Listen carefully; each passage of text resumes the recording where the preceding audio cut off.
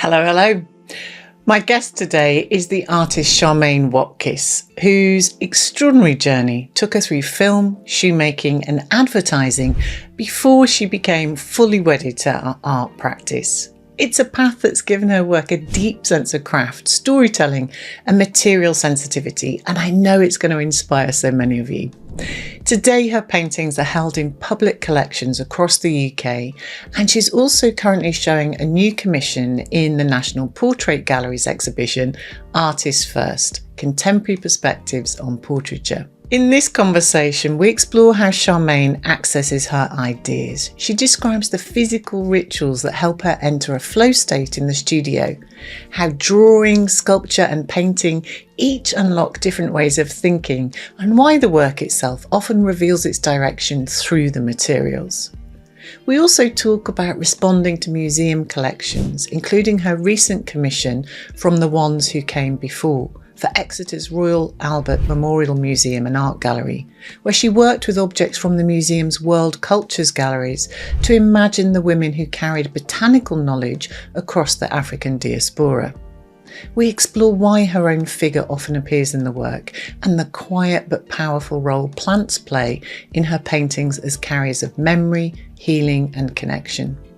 It's a fascinating conversation about intuition, research, ancestry, and the slow unfolding of ideas through making.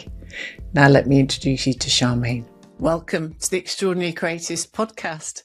So brilliant to have you here. Would you do our listeners a favour and introduce yourself, say where you're based, and how would you describe your creative work? Hello, viewers and listeners.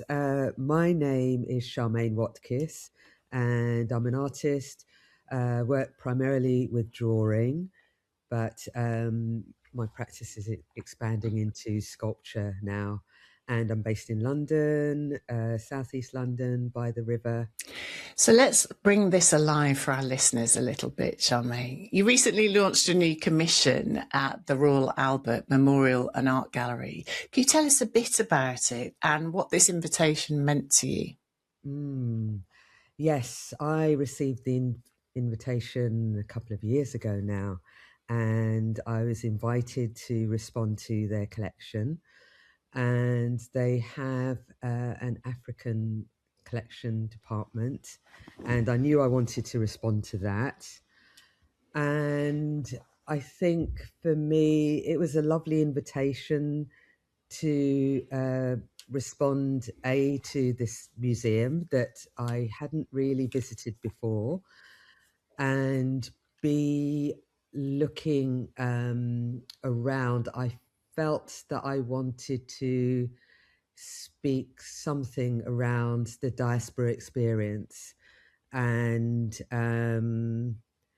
that was my initial response when I visited the museum. And I had envisaged doing this really huge long scroll of a drawing which was going to hang within the space. And then as I had conversations with the curators and various teams and got to really know and understand the collection, my ideas kind of developed in another direction.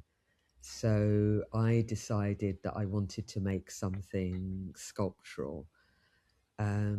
So yes, I think for me, it's lovely to be invited to do these things. It's a lovely thing to be asked to do. So yeah. What do you think it was about those conversations and further discovery that sort of got you thinking three-dimensionally instead of two-dimensionally? Well, I was particularly drawn to the cabinet with the West African masks.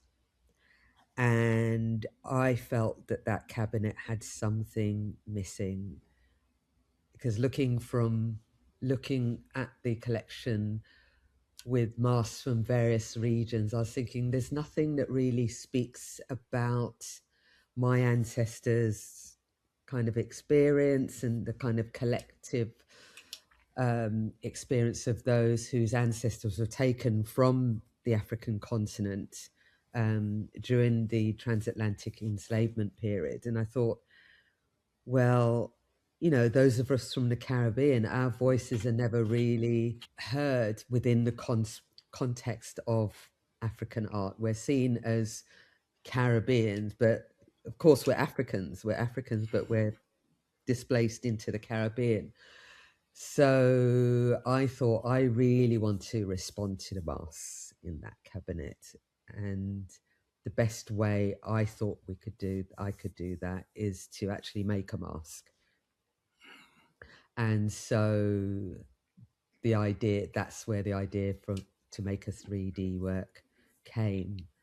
And then in further conversation with Lara, I thought, well, could do a drawing as well and have the two works kind of be in dialogue with each other. So that's where, that's how we started, really. I know this is going to sound like a masculine impossible question, but I'm going to have it a go anyway. Yes. Could you try and unpack for us how the ideas percolate inside you? Because that sounded like a really, in a way, it sounds like a logical choice.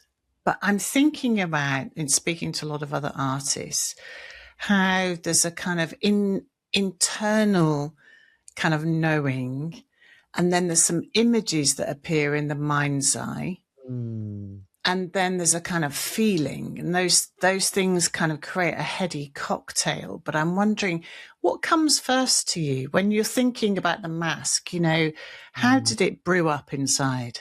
Because around about the time that Lara approached me, that would have been 2023. My work was in the Liverpool Biennial, and I had made a 3D work for the first time for that biennial. And so I guess 3D was somewhere in the back of my mind, but hadn't really come forward. But also after the Liverpool Biennial, I did a fellowship around Hans Sloane. For people who don't know, Hans Sloane, his collection had formed the British Museum. He was a physician, collector. His wife had a plantation in Jamaica where she owned enslaved people. He had access to enslaved people to gather plant material on his behalf, which is now in the Natural History Museum. And so, all of that kind of history of Jamaica in relation to plants and collecting, that was in the back of my mind as well. And so for me, looking at the masks, my first response was, there's nothing about plants per se in that cabinet, although there are masks that have plant materials on them, but they don't really speak about plants in the way that I do in terms of medicinally or in a sacred sense, So I guess there was this thing going on in my mind around plants, and then there's this thing going on in my mind where I thought, well, something 3D makes sense to put within that space as well. And so when I spoke to Tony Eccles, who's the curator of that collection, he was explaining how the different masks function. And when he spoke about the helmet mask and how, the wearer is kind of connected to this world and the other and the next, it's this kind of divining process of putting on that mask and inhabiting these two different worlds.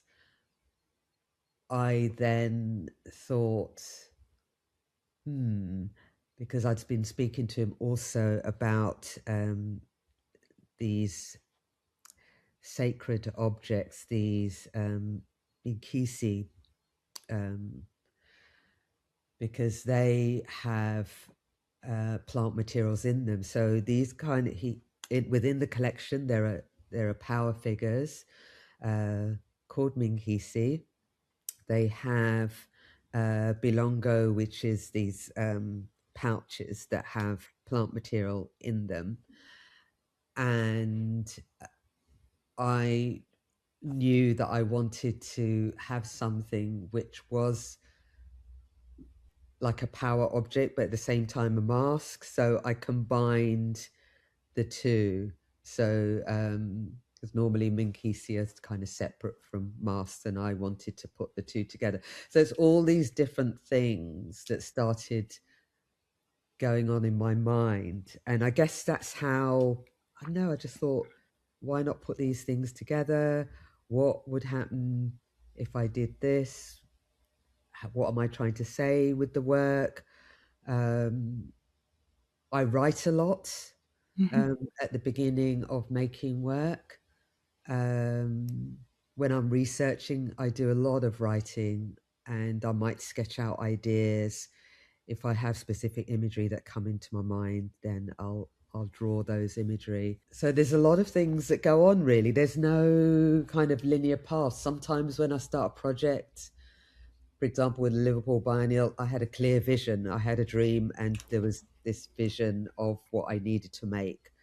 So sometimes it can be clear, but even with a dream, I don't see exactly what it is. I just get a sense of what it is that I need to make. So I still have to do the work to actually figure out what I'm making. But when I wake from the dream, it's like an embodied feeling, and I kind of pursue recreating that feeling with the work. But with the RAM commission, it was a much slower process. And even in making the mask, because I'd never made a mask like that before, I didn't know what I was making. So the ideas evolved through the making and through the materials that I made. So that mask has many, many layers, because I started it, and then I was pursuing one path of making, and I brought it home to work on it, and I broke it on the way home. So I was actually going to discard it and start again. And a friend of mine was saying, "Oh no, you can rescue it. You can rescue it." So I then put this other layer on top to repair it, and then it just had this journey of putting different layers, and me thinking, no, it doesn't look right, and then me trying something else. Then I started weaving with raffia, and it then kind of grew into what it is. And I suppose the point where I felt that I actually liked the direction it was going was when I thought that I needed to incorporate crochet into the mask. Once I did that, once I did these crocheted squares and attached it, I thought, okay, this is kind of where I feel it's coming together now. So many things in that. Yeah. Thank you for such a rich and visually kind of arresting idea of how your process works. But also, so the first thing that came to me as we were talking was that you gave me a new thought about masks, which is which when you were talking about the helmet and how that was about being sort of between worlds. And usually whenever I talk to artists or I've included artist masks in shows that I've curated before, the idea of kind of either posturing or performing or withholding, there's lots of ideas around sort of what the mask does. And obviously there is a becoming element to it in that we become something other than ourselves. But the way you described it made me think about powerfully occupying an in-betweenness, between the sort of the known or the sort of the physical realm and another realm, however you want to describe that, which was really, it gave me that idea of the action and the preparation that goes into sort of planning to, on purpose, occupy that space. Yes, yeah. Which is such a beautiful idea. For many artists, we are accessing, the unseen to retrieve the things that we need to put into the work. It is this process. It's like channeling, really. I know when I make work, it feels like that because, in my work, for anyone who's not familiar with my drawings, I draw myself, but they're not self-portraits. And so I make these kind of embodied responses to the research that I undertake in the form of characters, and to tell narratives that I feel that are important to tell. And so it is this kind of getting into that right frame of mind, or getting into the zone, or whatever artists say that space is. It is this in-between space. And it is it's almost like that myth of Demeter, who goes into the underworld to spend time with Hades and then comes back, so it is this kind of, because you do have to go within. I ask myself a lot of questions when I'm making work as well. So not only do I interrogate the archive, but I interrogate myself within that process. It's important for me to understand why I'm making this work. So I'm always asking myself these questions, and what is it that I want to bring about? What is it that I want to share through the work? Is that a kind of an articulated question, as in you're journaling, or, a question you might have on the studio wall? Or is this a kind of, again, a sort of an unspoken question that sits inside you? It's a little bit of both. I know with the drawings, I have a dialogue with the drawings, and I get to the point where it's not about the research anymore. It's what the work wants me to make.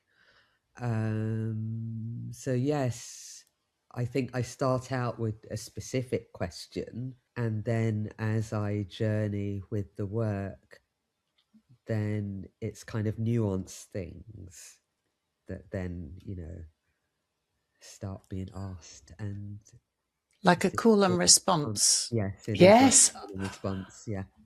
Oh, how funny I said that just as you were saying it. So do you know what I really loved when you said about the dream, going to the dream, is I don't think, for me, I've heard anyone articulate that so well, in that you're making work in direct response to a feeling that then manifests the image that needs to be there. Yeah. Which I am so excited to hear you say it, because I talk to artists about this all the time when it comes to this difference between art and design. And the terrifying thing about art is the not knowing. Yes. And a lot of artists worry if they have a prolonged period of not knowing. And, what strikes me as extraordinary is that your commitment to that not knowing, there's an extraordinary amount of self-trust that you're articulating here. I'm just curious as to how you've built that trust for yourself, Charmaine. You just have to. I mean, there's a deadline. You got to start. And it's very different because I spent most of my, career in the world of design. So, now that I'm in the world of art, for the last 5 years, It is very, very different. And I think for me, there's a lot of self-talk that's involved, especially when I'm doing something that I haven't done before. I have to really, really, really trust the process and just know that somehow it will come together. So it's a lot of faith. It's a lot of I have to reassure myself sometimes, or speak to someone that I trust, because when I speak to artists who have got careers that are a lot longer than mine, from what I understand, it never really goes. And I think it doesn't go, that kind of fear or that trepidation, because we care about what we do as artists. Yes. And we want to put something out into the world that has meaning for us, that's meaningful. The word that came to mind was surprise. There has to be an element of surprise there for you, which Right, when you were talking about the crochet editions in that piece, I have to say I saw that work in Liverpool Biennial. And for everybody listening, I wonder if you could describe the final thing that you included in that show. The title of that biennial was Umoya, the Sacred Return of Lost Things. So it's like I knew I had to be in that biennial because that kind of theme is kind of really spoke to me on a very deep level. So my work within that, my installation was called Witness, and I had 3 life-size drawings within a small room.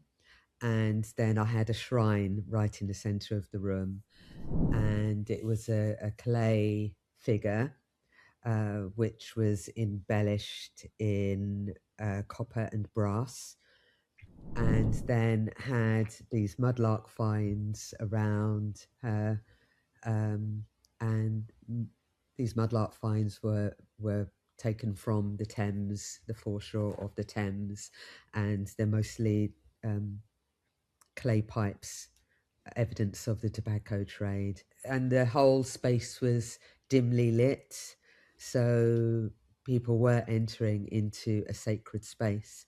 So it's interesting because the room before mine had rows of bells, and people could make a lot of noise and interact with the bells and everything.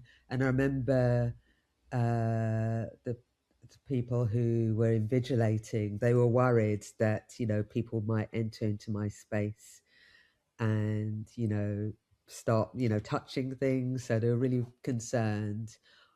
But that didn't happen. As soon as they crossed the threshold into the space where my work was, it's just very still, and it's a very hallowed space. And I wanted it to be a space of reflection, and my intention was for it to be a healing space as well. And from the feedback that I got, I received that as positive feedback from people, that it felt like that. I think for our listeners as well, who are encouraged to look at your work after listening to this, I think something I'm always struck by in your drawings is the lightness of touch in terms of the way you attend to the line. And when they're part of an installation in that, there is something about your delicacy that does exactly that, slows time down, and that how you're making it feels very apparent, but then how we receive it is also in that state. And as you were talking about that, I mean, the difference between the bell room and yours was interesting, because there was in a way, there was a connection in terms of changing people's states. And if you change people's states in their body, you can change their mind potentially. And it seems like you're really conscious of that. Yes. And that slowness is an important contribution to you connecting with the viewer. Yes, and it's deliberate. I've had to slow down as well. I had a career in advertising, and it was digital, And so I was always working super fast. So when I decided that I wanted to walk away from that world, I knew that I wanted to go back to analog and I knew I wanted to work in a completely different way. And I feel the benefit of that in my body. And it is healing to kind of vary, to slow down and to contemplate. So that's kind of what I want to put out into the world, to give the opportunity for the viewer to slow down and contemplate when they're in the presence of my work, particularly in the times that we're living in. It's important. Which kind of reconnects us to that idea of the memorial, obviously, with you working with the Royal Albert Memorial, obviously. The impacts of Victorian era and colonialism is well written, but there is something about that three-dimensional commitment to paying attention to something lost or gone and grieving. And I wonder, how did you deal with that in your body while you were making the commission?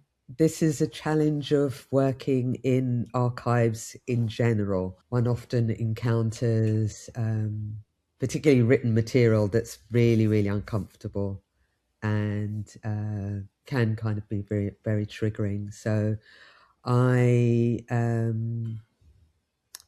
have a daily meditation practice, and I also practice Qigong, which is connected to the martial arts tradition. It looks like Tai Chi, but it's not Tai Chi. It's part of the traditional Chinese medicine. So it's a way of self-healing, bringing about self-healing in the body. And it's a preventative medicine as well. And it's kind of like a moving meditation. So it's all connected, or it's connected to all of the martial arts traditions. Came out of shamanic practices originally. And so that helps me. And I have body work as well. So sometimes I'll have shiatsu or acupuncture. So all of those things help to release things from the body. Qigong in particular helps you literally shake to release things from the body. Yes. So yes. Thank you for sharing that. It's something that I talk to a lot of my clients about. I know you find the art world baffling sometimes. It is. This is exactly why I built the membership. Inside the membership, artists rebuild their confidence. They reignite their pride. They recover their sense of play and finally feel like they belong. They land studio visits, sales, shows, better fees, stronger relationships, and a genuine sense of agency. Here's how it works. You get the online membership hub on your laptop or phone and gain instant access to every live session, replay and worksheet, as well as an active community, so you're never stuck waiting for an answer again.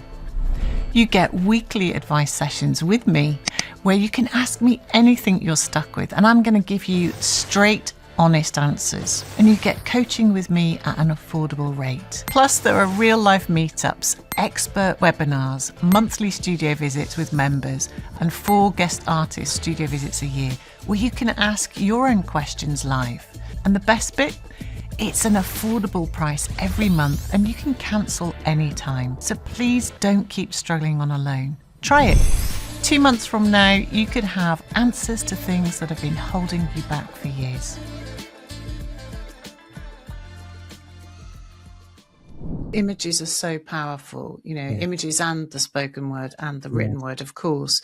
But for artists in particular, images really carry a weight, and that weight can be heavy sometimes, right? So I really appreciate that. So that you touched on going back to kind of this idea of healing and the plants that often come up in your work. And one thing I wondered if we could explore a little bit is because I think you have obviously a lot to say on the kind of the healing and the power of plants in the work that you do. But I was particularly struck by the sort of the violence that they can contain too, and just thinking about certainly the origins of some of the stories that you excavate, you know, and that relationship to the land and being enslaved to the land, you know, how do you oscillate between those parallel worlds when it comes to plants? It's an interesting one to navigate. I mean, I think for me, it's important to tell stories of Indigenous African knowledge and knowledge share with the Indigenous people of the Caribbean, and how plants were used to help people to survive, you know, in those conditions. That knowledge was very powerful knowledge because it was, you know, the knowledge of plants and, you know, the knowledge they had of which plants could heal and which plants could kill was used in very revolutionary ways as well. So, you know, it's important for me to talk about emancipation in my work and the power that people had to liberate themselves. And I'm not really interested in making work about trauma. I'm interested in making work about emancipation and about healing. So it's interesting because it's almost like, you know, within my work, there is this backdrop. It's an unspoken, kind of uncomfortable, silent character, which is the period of time that I'm having to go to access this information. So it's there, but it's not there. It's kind of there in a witness sense. But the women that I speak about are very strong, very present, and you know, have this very deep knowledge, this very deep kind of lineage as well of knowledge handed down through time. So yes, so that's how I navigate it, because I think for me, you know, I really don't want to regurgitate trauma. You know, I go into the archive, I encounter things that make me feel uncomfortable. I then don't want to pass on that. And really, you know, that is not our story. You know, our story is the fact that we're here, and, you know, I'm here because my ancestors survived that. And so there's a part of me that's really interested in, you know, the strength of the human spirit. What is it that can, about the human spirit, that enables people to overcome traumatic events, and still keep going on, you know, and in some, you know, thriving and surviving, you know what I mean? It's how is that? What is it in our makeup that can enable us to really go through such difficulty and still continue going? You know what I mean? Yes. How does that connection with plants and that commitment to learning about plants help you think about how we navigate the current climate crisis, Charmaine? Have you been thinking about sort of that sort of ancestral intelligence that is useful for thinking about how we navigate today? It's really important for us to reconnect to nature in that way, because nature has all the answers. Without nature, we wouldn't be here. That's the thing. You know, my wanting to connect to plants is because plants have the answers, and plants give us life as well. In the times that we're living in, it's even more important to make sure that we can preserve the planets so that we can survive ourselves. You know, it just seems ludicrous that we're living on a planet that's being destroyed, and you know, there's people who believe that it's not really that important, you know, that it's just a cycle we're going through. No, it's not. You know, we're destroying ourselves if we're destroying the very things that give us life. In many of your drawings, you have plants on your body, next to your body, close to your chest. Yes, To the me, warrior women. Yes. yes. So that those warrior women came out of this passage that I read in a book that my aunt gave to me when I went to New York for the first time. And the book's written by a Rastafarian, and he speaks about how plants have different levels of spiritual evolution.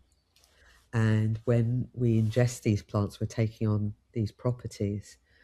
And I was thinking, what if I embodied those properties but in human form? And then the idea of these warrior women that are kind of guardians of, you know, different plant species kind of came out of that. And so, yes, so each of these warrior women, they have these the plants around their necks, but it's the fruit or the flower around the neck. And they have like a wallpaper backdrop, which is the leaf of the plant. Because I was thinking of, you know, all of these pictures that these paintings that you see when you go to the National Gallery or National Portrait Gallery, of a particular time period when, you know,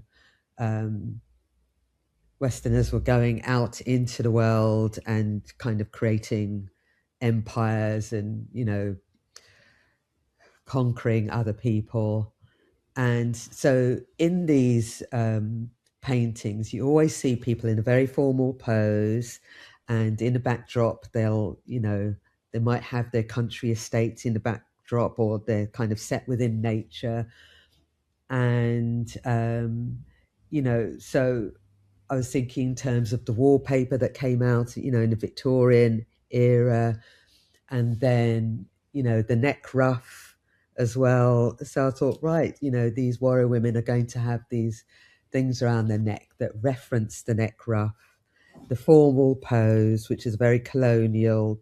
And then if you think about photography as well, the kind of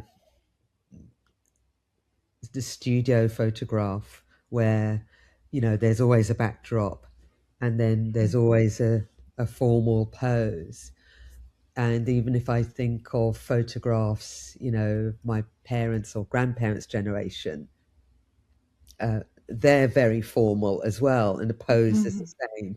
So if you think about colonial photographs of people from the global majority, there is that same formality. They're dressed up, there's a backdrop, there's a formal pose. So it is that the warriors that are referencing as a way of speaking about colonialism. But also I kind of reflected that plants have been colonized as well as humans. So, you know, there is this kind of duality to those works as well. That makes a lot of sense. I wonder, there was something I was thinking about when I was looking at your work, where the drawings felt like they were made from an observer's point of view.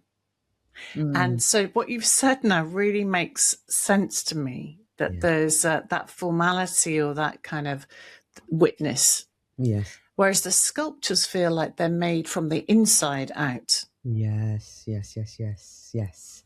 Yes, because with the drawings, there's always a substantial amount of research, and then I have to respond to the work. There is this kind of two-way conversation between me and the work, once the research starts to fall away. So yes, there is this construction. Yes, a good way of describing it, actually. But with the sculptures, it's very much an internal process.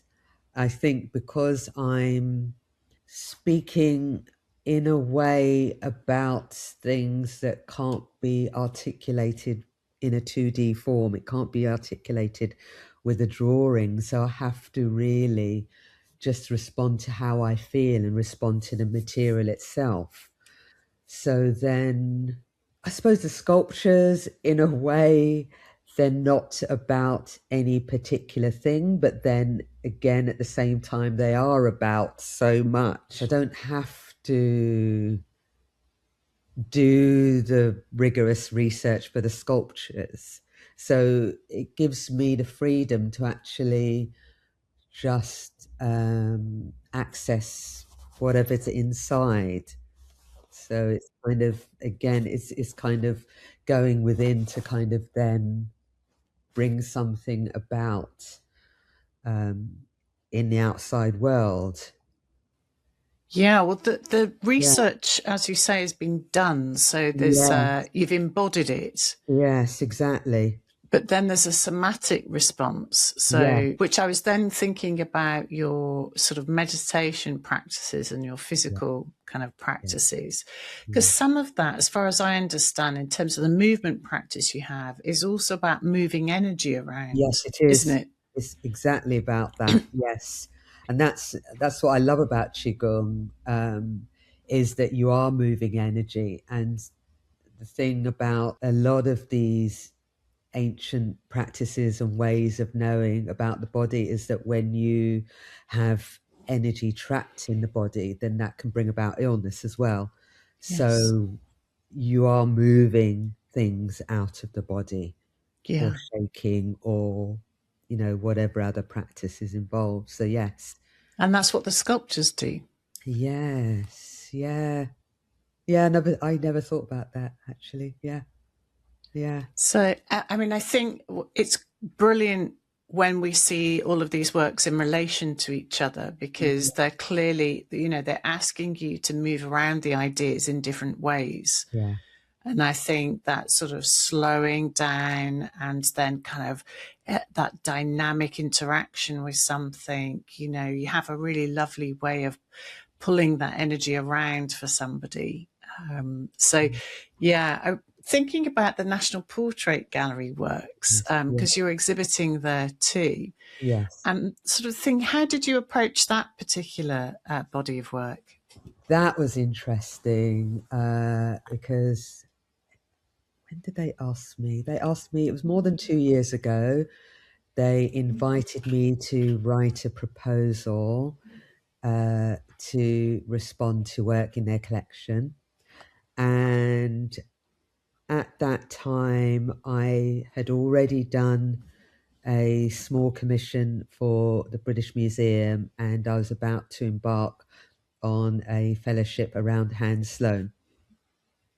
So I met with the curator at the National Portrait Gallery, and we spent a couple of hours together just walking around different galleries, and her speaking about possible ways that I can approach the commission. Initially, before I arrived at National Portrait Gallery, I thought, I can respond to the Tudor Gallery, because I love that gallery. That's my favourite gallery.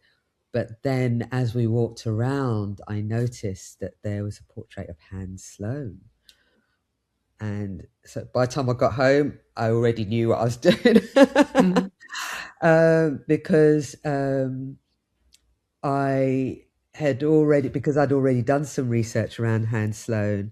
I knew about the story of him having a problem with his foot, and consulting with an African woman who he said was, well versed in such cases. And she took a look at his foot, said that he had a chago in his foot, which is a small worm that had buried itself in his toe. And so she surgically removed it and then sutured the wound with pipe tobacco. And he documented, and she had been a queen in her own country. So I said in my proposal that I wanted to reimagine this African queen and place her next to Hans Sloane. Because in that gallery, you know, there is, you know, all of these learned, you know, people. And I thought, well, she's a learned person as well. You know, she healed a physician, so she should be placed next to him. And thankfully, you know, the curator loved that idea, and she said yes, and you need to do the portrait the same size. So yes, so within that portrait, she's referencing Hans Sloane. So it's almost like a mirroring of him, because he's holding this scroll with this plant on it, and she's holding the actual plant to indicate superior knowledge. And so also within that portrait, she's surrounded by things that he has written about in his 2 volumes on the natural history of Jamaica. So, and each of the artifacts have different stories connected to them. And then there are plants that he's documented as well. So there is this real dialogue between her and Sloane happening there. Beautiful. Which is exciting. I was really excited to do that portrait, and I really enjoyed doing it. How did it feel when they unveiled it? Oh, I just, wow. I couldn't believe it. You know, it's kind of weird. It's weird. I don't know if it's because I'm still new to doing such commissions as an artist, but it's kind of like an out of body experience, because, you know, I kind of look and I think, gosh, did I do that? You know what I mean? And so I don't know if other more established artists have that same feeling still. I don't know. But yeah, it was definitely a good feeling, a proud moment. And yeah. Charmaine, I think you'll inspire a lot of listeners, some of which I know, like you, have always been an artist, but they've ended up involved in other aspects of the creative industries, maybe, or aligned industries in some way. Yeah. And then they've found their path or their route back to where they should have always been. Yeah. And I wonder if you could say a little bit about what was the turning point for you when you made that decision, and what gave you the confidence or helped you to decide I'm going all in on being an artist? Yeah, it was around the banking crisis, 2008. And I was working from home. Luckily, because for a lot of art designers at the time, there was no work, but I managed to get this video editing job working from home.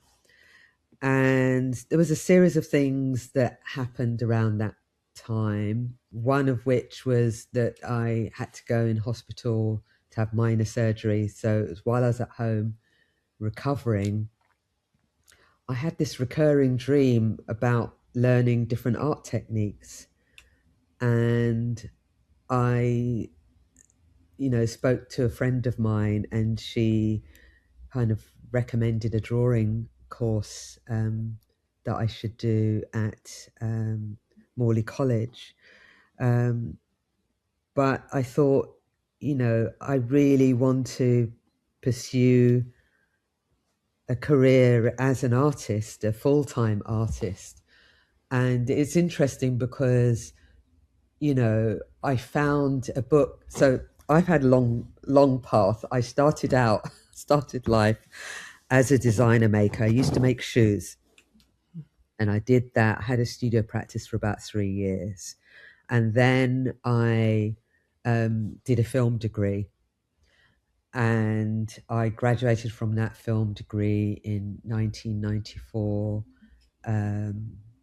thinking, yes, I'm definitely going to be a filmmaker. But I realized, around about the banking crisis, if I jump through time again, that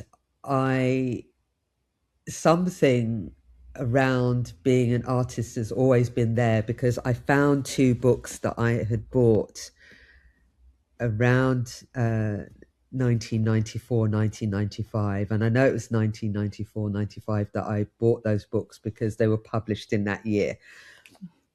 One book was about drawing and one book was about watercolor. And lo and behold, my drawing practice, I use watercolor. So it was always there. So banking crisis, went through that. I then started making that shift. So I most of my career was freelance anyway, but at that time I used to do a lot of pitch work. And when you do pitch work, you're working really, really long hours. Sometimes, it's not unusual to work until 1, 2 in the morning to do pitch work. So I thought, right, not doing that anymore. And then as a senior designer, if you're freelancing as a senior or lead design, then often you kind of have to head up a team. So again, that's a lot of responsibility. So I started kind of letting go of a lot of those responsibilities and started taking, more junior type work. So kind of mid-weight design work where I'd just go in, you get the job done and you come out again. And I was doing a lot of workshops, did printmaking as well. And then eventually I did a foundation at City Lit, which I completed in 2015. And that enabled me to really figure out what it is to be an artist, because I had had a one-to-one with a more established artist, and his feedback to me was that the work that I was making was great, but he got a sense that I was approaching my work as a designer, kind of answering a brief rather than kind of really responding to what I wanted to do. So that was great feedback. And I did struggle a lot, actually. I struggled on the foundation, not because of the work itself, but because of this idea of responding to a brief, answering a brief. And one of the tutors on that foundation, he was a painter, and I knew that he came from a graphic design background. So I asked him, how did you overcome this kind of, thing? And he said that I needed to think of the work like writing a poem. And that was the thing that helped me to switch brains from being, responding and right, I've got a deadline, I've got to respond, I've got to make it happen, to let me see where the work takes me. Yeah. And that was hard. Letting go of that control was hard, and letting, and trusting, learning to trust. And then I realized that I had to really start exposing myself through the work as well, which I wasn't used to doing, kind of connecting to things emotionally, because you can't as a designer, because you'd be crushed, because people can be brutal. You know what I mean? The feedback and everything that you get as a designer, is brutal. So as a designer, you learn to shut down, and then just everything comes from the mind. But I realized, to be an artist, to be true to myself and my practice, I had to come from the heart space. So that was hard. That took a while to open up. A lot of artists that I work with also have this kind of inner saboteur the Yes. critic that is the not just an inner saboteur about what they're making, but about occupying that sort of identity of themselves as an artist Yeah. and sort of fully inhabiting that, you know. And somehow what I observe is by keeping one foot out of that identity, they think they're protecting themselves being disappointed, or you know, if they can't fully fail if they don't fully immerse themselves in the identity. And I'm wondering, how did you help yourself kind of go full feet into that artist identity and overcome any sort of imposter syndrome about being in the art world at this stage in your life? Yeah. I guess doing the MA helped because on the MA, I had to really interrogate what my practice was and get used to the idea about talking about my work as well, which I was petrified of doing. And then I guess, so I graduated in 2018. 2019, I entered the Trinity Boy Wharf Drawing Prize, and my work was accepted into that. So, you know, it was kind of on the short list. And there were opportunities that came from that as well. And I thought, you know what, I've earned my right to call myself an artist. And so I didn't really, it's kind of weird because all those years of working in design, I always felt that I was an imposter. But as an artist, and when I declared to my friends that I was going to be an artist, they said, you always were, you know. So they always saw me as that, but I never did until I got my MA. So yeah, so it's kind of weird. So yeah, making that transition, I think because I risked everything to do that, then I thought, no, I'm an artist because I've thrown away a good career, as some people saw it. Yes. And I thought, no.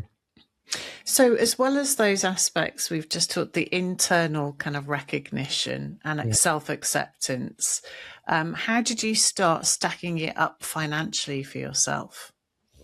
Well, when I was doing my foundation in 2015, I did a 5-year plan, and I thought, right, I thought I'd only do an MA if it was at Wimbledon, doing MA drawing, and I got onto that. And I thought, also, I wrote that it needed to be a 2-year MA so that I could do a residency in my first year. So I had it all mapped out, and those things happened.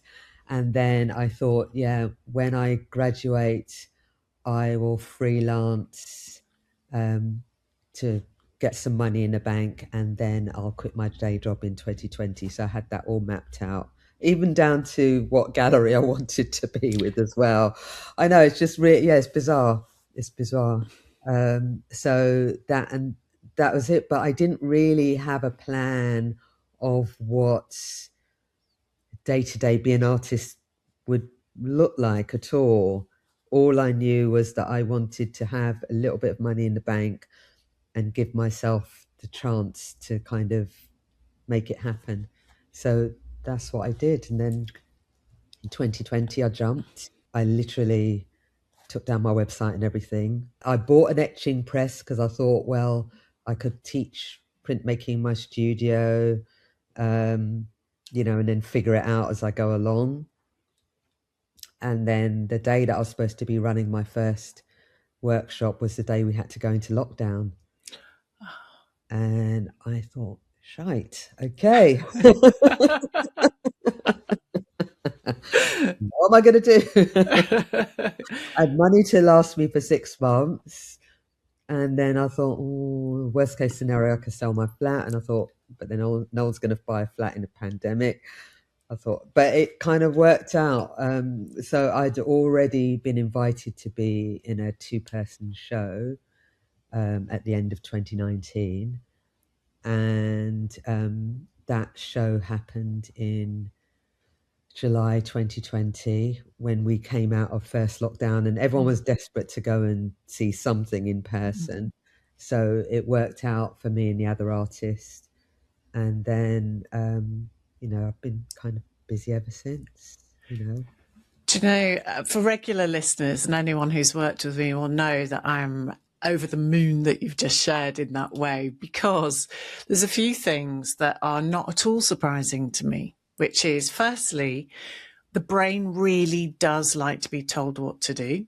Yeah. So in your plan, if you like, the clarity of that plan will have cleared a lot of internal clutter out of the way.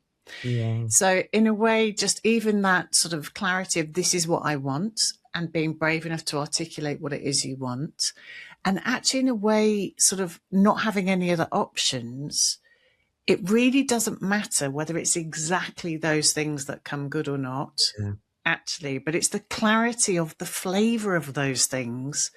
The brain is like, oh, right, great. Okay, I know what I'm supposed to be doing. So, but then also the fact that you went as far as actually working out your fallback plan. So at worst case scenario, I'm going to sell my flat. That's how committed to being an artist I am. Yeah. All of that is basically working out, I'm taking the leap. And then when I leap, the net opens up. And in every single, and I've worked with thousands of artists and creative professionals now in my life, every single time I speak to an artist who's done that, and I've done exactly the same myself, making the decision ahead of time is what the internal wrangling is.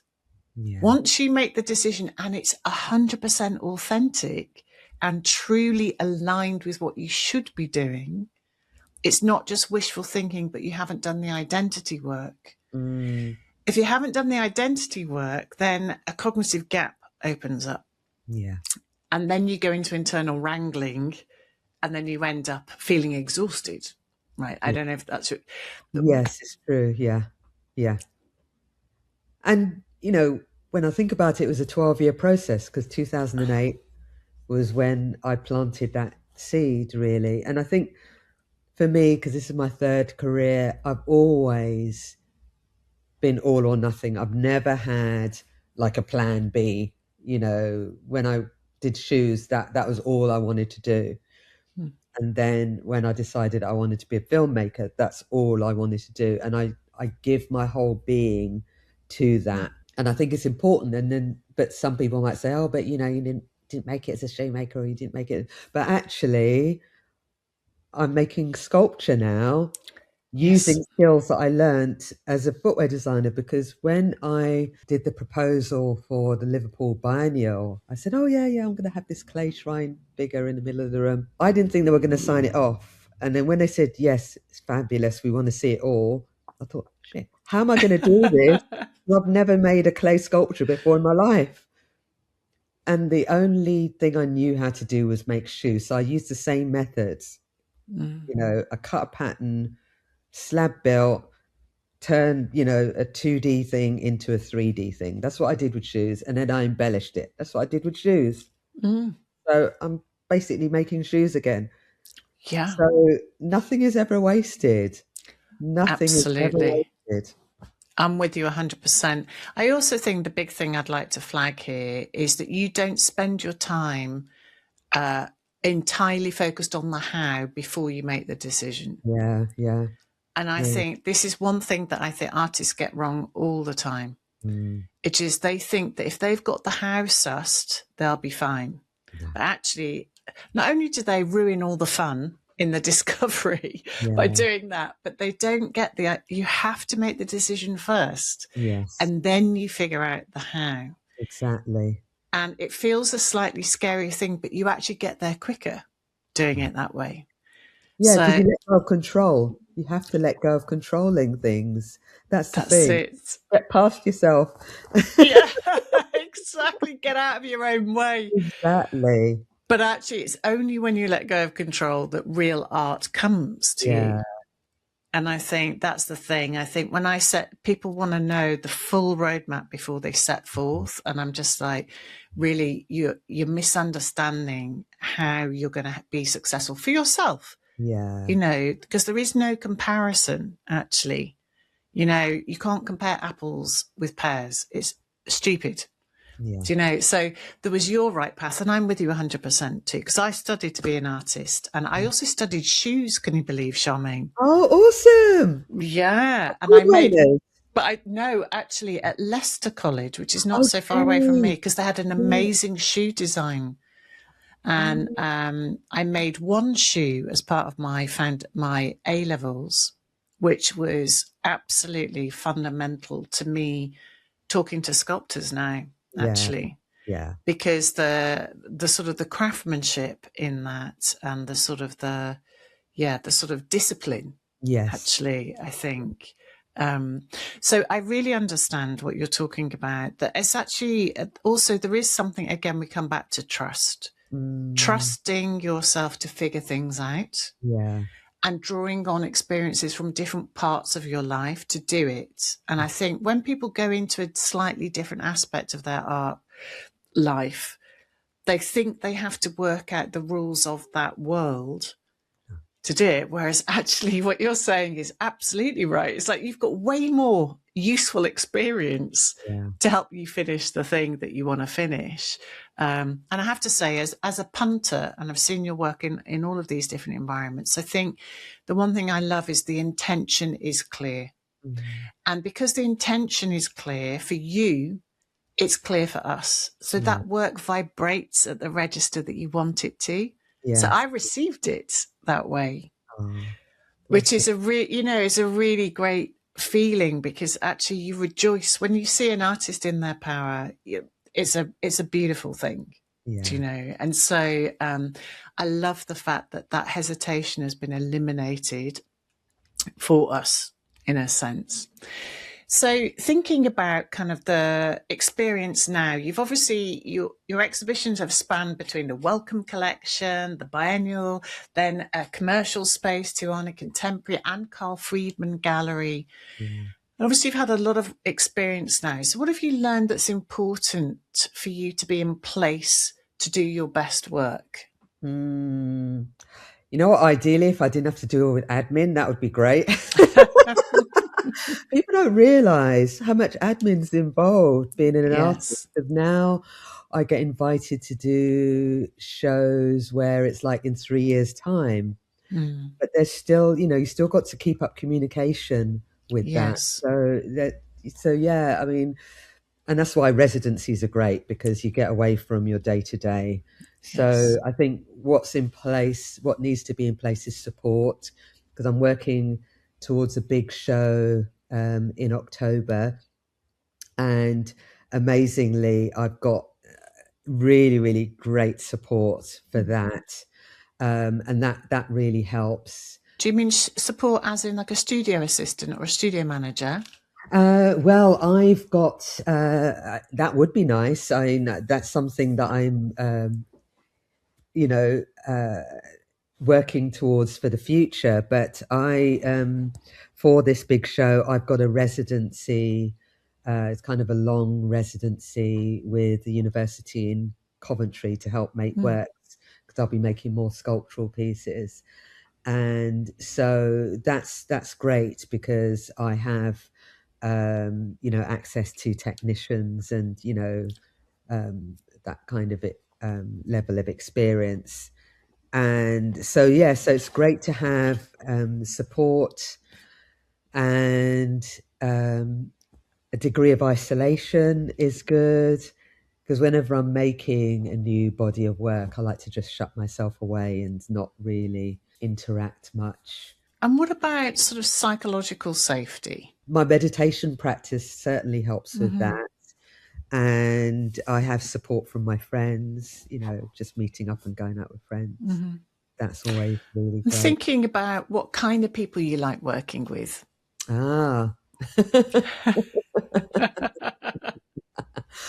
Well, I've had a really good run of working with museum people, and I love them because they understand that to curate is to care. Yeah. And, so to have levels of care within the art world. Those things are precious. So yeah, I like work. Charmaine, what advice would you give to artists listening who want to work with more museums and Mm. collections in museums? How would they go about it? Well, hopefully they'll be invited, or there are opportunities to apply as well. Because I know RAM, they have like an open call once a year. Because working with collections can be quite overwhelming, especially if you have to kind of go through archives Mm, themselves. And so it's important to get the support from the museum, and they should be a partner with you, with, mm, in the work that you want to make. So make sure that they are prepared to help you all mm. that you need. And also, gosh, to overcome any kind of overwhelm is to quite early on try to narrow down your focus into what it is that you want to research, because again, it's so overwhelming Mm. that it's important to just say, okay, I'm going to concentrate on this bit. And if you find like a small area that really draws you, then expand that out in terms of your idea. So less is more.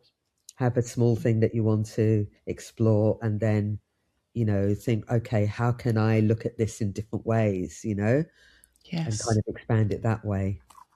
And would you proactively seek out a collection that you want to work with? Do you have like one that you would be over the moon to work with, for example? Oh, I haven't really thought about that. I don't think I've had time to. No.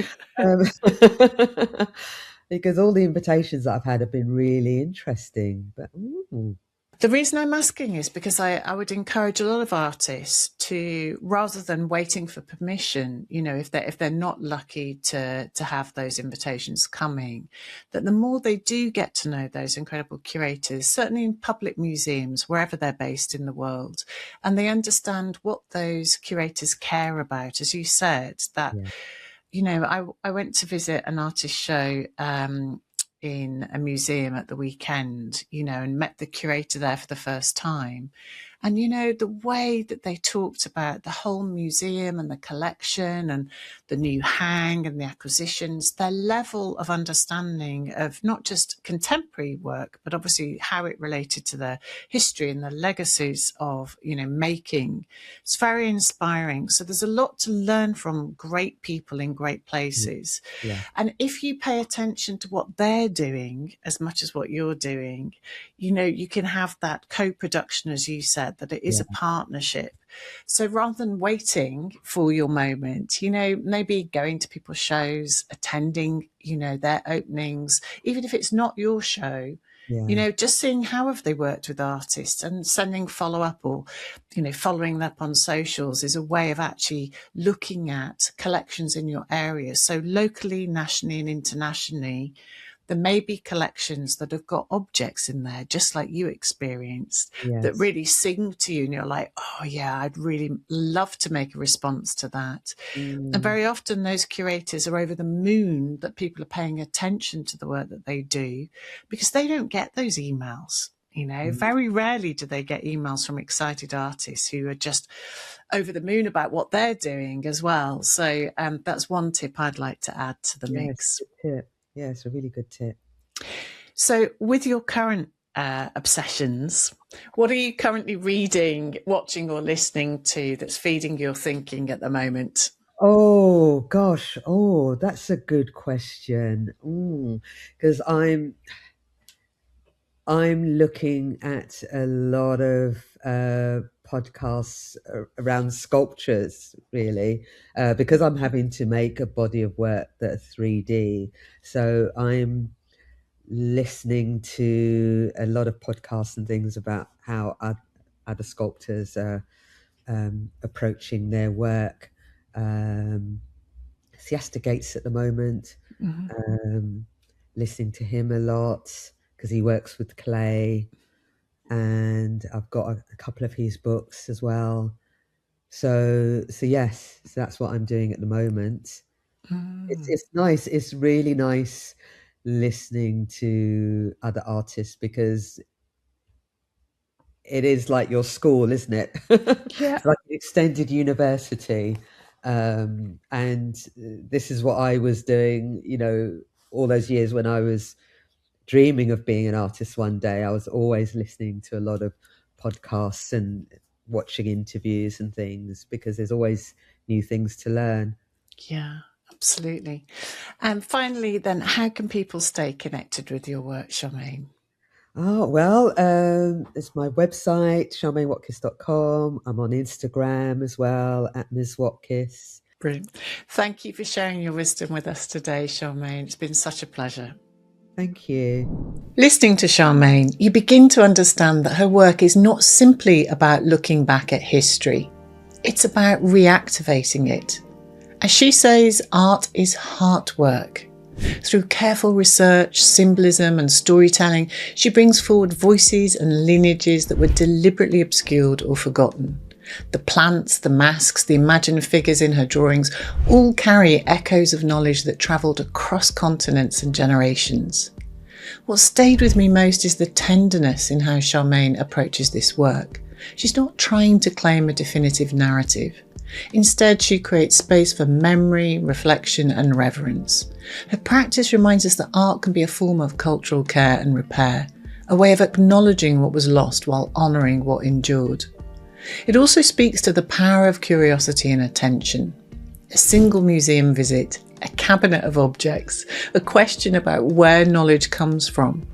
These small moments unfold into entirely new directions in an artist's practice or viewer's minds.